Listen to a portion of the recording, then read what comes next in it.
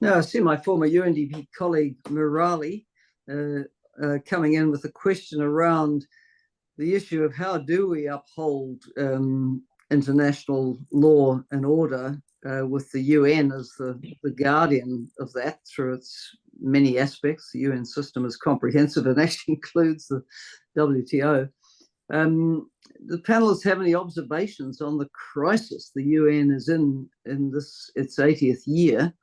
Of course, facing massive funding cuts, largely the Security Council unable to resolve anything much with the polarization. Any observations on where the UN is at? And well, Helen, I think you should answer your own question. I probably you are by far the best placed New Zealander to answer that question. Yeah, and my answer would be that the UN system is facing huge financing cuts. It's the member states over the years have been very good at setting up more organisations, all with their own overheads and structures. It is a time for rationalisation, but that is extremely hard. It's agony hour right through the system at the moment, and I do think it calls for also more voice, if you like, from the Secretary General. The UN's voice hasn't been, other than calling for humanitarian relief and ceasefires, it hasn't been an active actor in trying to broker a conflict resolution in some of the major conflicts. So it's got a lot of questions to answer for itself in the complex multilateral setting. Phil, you've been a UN observer a long time. Any thoughts?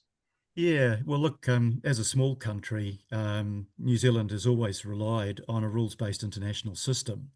And, you know, when our parents' generation came back from the Second World War, it was with a sense of optimism that we had replaced a system that existed previously where might ruled and there were no constraints on large and powerful countries doing what they wanted in the world, with a system where we had a charter that everybody agreed to, signed up to, we had human rights agreements, etc.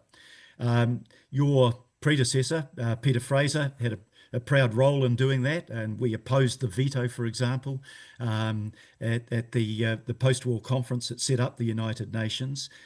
But the truth of the matter is that superpowers today still are able to do what they want to do, and the multilateral organisation that we rely on, the United Nations, haven't been able to stop them. It's obviously been challenged by Russia. I mentioned, you know, the fundamental breach of the Charter in invading Ukraine.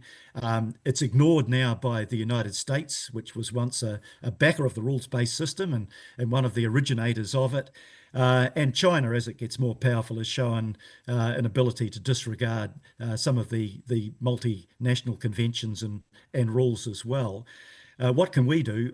Again, I go back to the fact if we stand alongside like-minded countries, and there are many like-minded countries around the world, we need to act collectively to continue to push both for reform of the United Nations, but for the rule of law internationally, because the alternative, whether it's trade or whether it's foreign policy, is that the powerful prevail, justice, fairness, and all of the other things that we believe in go out the door. It's an uphill battle, but it's a battle that we've got to continue fighting.